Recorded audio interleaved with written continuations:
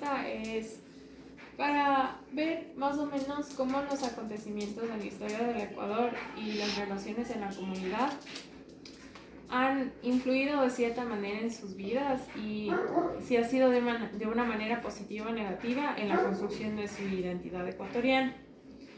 El día de hoy voy a entrevistar a María Cristina Prado y a Marta Prado, mi mami y mi tía. Bueno, Cristina tiene 41 años y mi mami tiene 54 años. Bueno, entonces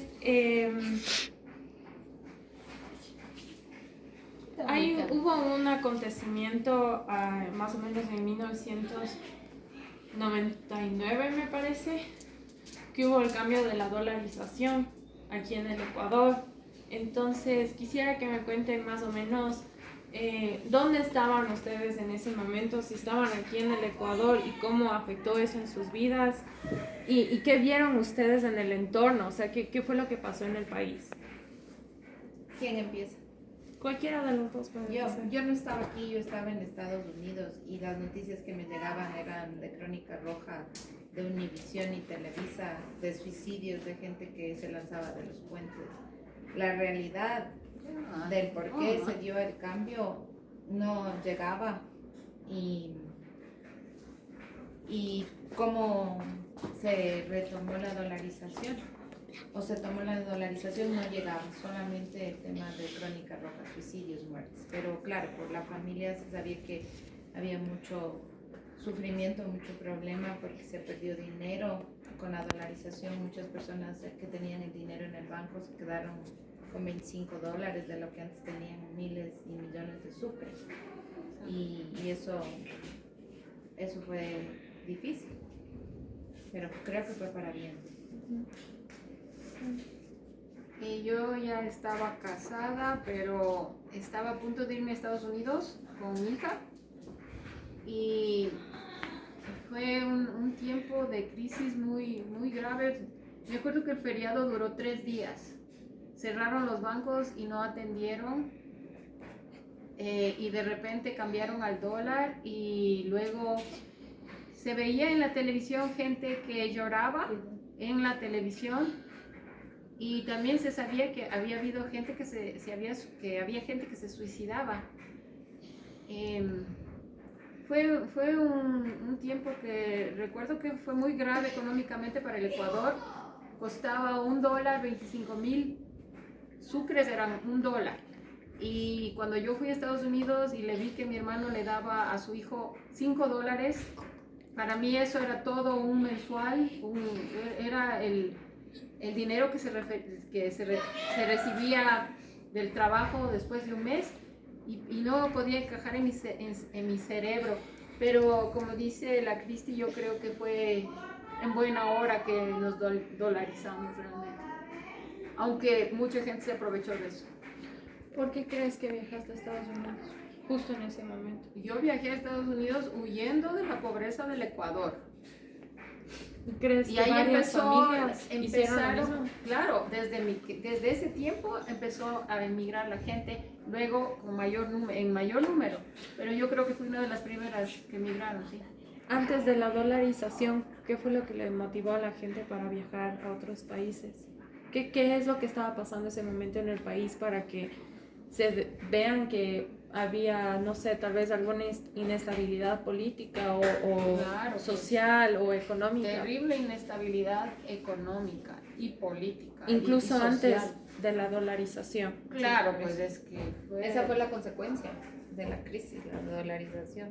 Exacto. ¿Ustedes estaban bien enterados de lo que estaba pasando o había cierta confusión? Yo no. Era muy niña. No estaba aquí. No estabas acá.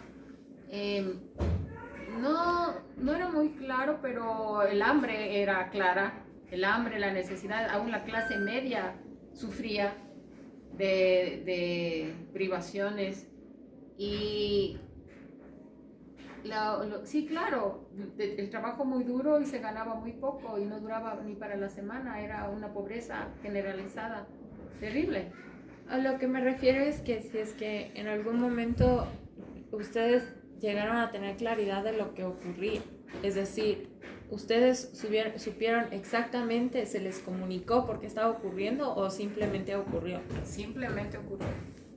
Fue un engaño. Me imagino. Entonces, ¿qué significó para ustedes la pérdida de la moneda y el cambio a la dolarización? Cuando se fue el Sucre, fue un poco triste, pero también fue un alivio porque el Sucre no valía nada. Le habían devaluado tanto que no servía para nada. Es decir, le tenemos cariño a la moneda, pero, Claro. pero no servía para nada. Entonces guardas de recuerdo billetes y monedas, pero ya no te sirven. En este caso podría ser que no fue en tanto así la pérdida de la moneda, sino las acciones que se tomaron para la dolarización, para el cambio a la dolarización. Como lo que hicieron arbitrariamente. No sé, ustedes son los que vivieron ese Sí, momento. claro, eso fue lo que afectó económicamente a todo el mundo. Pues como ya explicó la Cris, en el banco, luego de tener millones de sucres, apareciste con $1, $2, $5. ¿Y creen que pudo haber habido otra manera para cambiar a la dolarización? No creo. No tengo idea, pero esa fue una que aprovecharon y la gente que hizo se ganó mucho dinero. Y nosotros, bueno, nos ayudó económicamente, sí, porque estamos dolarizados desde entonces. Y hay gente que todavía está en la política y que fue parte de todo este Ujú. cambio. Entonces, ¿piensan que los cambios que experimentó el país fueron positivos o negativos? O... En el momento negativos, porque hubo crisis, pero siempre después de una crisis puede venir algo bueno y yo sí creo que vino algo bueno, porque cuando yo regresé de Estados Unidos vengo a un país completamente diferente, con construcciones nuevas, con calles más organizadas, más limpias, con más gente teniendo una lavadora, una secadora, 3 televisiones en sus casas, con más gente con carros nuevos, etcétera. Es decir, el nivel de vida subió y tal vez no hubiera sido posible con el Sucre. Exacto, yo creo igual también. ¿Cómo recuerdan la relación entre Quito y Guayaquil en ese momento? Yo no estuve aquí, pero siempre ha habido Exacto, división, sí, regionalismo. regionalismo, siempre. ¿Creen que el Ecuador es un país en donde ha existido muchos conflictos políticos y también sociales? Sí, sí, porque la gente que ha llegado al poder se ha aprovechado del pueblo que ha estado sumido en la ignorancia y en la pobreza. Y para que un país salga adelante, el gobierno debe preocuparse de la salud y de la educación. Y no todos los gobiernos ven eso, a excepción de uno, que sí lo Que sí hizo. se preocupó de la salud y de la educación. Claro, sí, yo también creo que más ha sido una oportunidad para que los que no saben nada se conviertan en políticos, adquieran esa como profesión según ellos, para robar descaradamente. Es decir, ahora no se dice me voy a ser futbolista, sino me voy a ser político para tener plata por la corrupción. ¿Podrían decir que el Ecuador es un país en el que se ha cimentado de crisis y que esta crisis podría haber afectado a la identidad simbólica de los ecuatorianos? No. Las crisis que se han dado aquí no creo que ha afectado la identidad del ecuatoriano. Las otras cosas han afectado, como la globalización, que trae tantas ideas de Estados Unidos, de México, de Europa, etcétera, etcétera, la manera de vestir, la manera de hablar, la música que uno tiene que escuchar, más no las crisis, para mí no. Yo creo que las crisis son parte normal de la evolución de los seres humanos.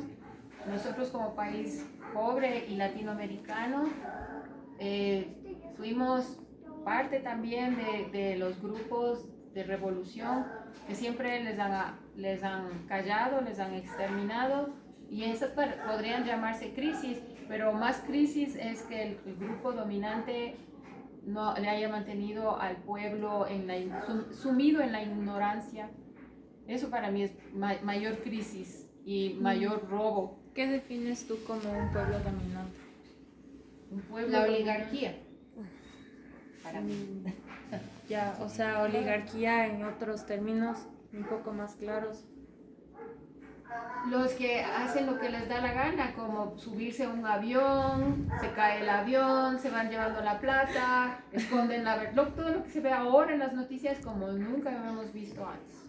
Eso es lo que se ve que es como una mafia, que se han ocultado y luego nos vamos enterando que ha sido esposo y estaban relacionados, que eran primos, cuñaditos y todo estaba en la troncha así bien agarrado. No se sabía eso antes.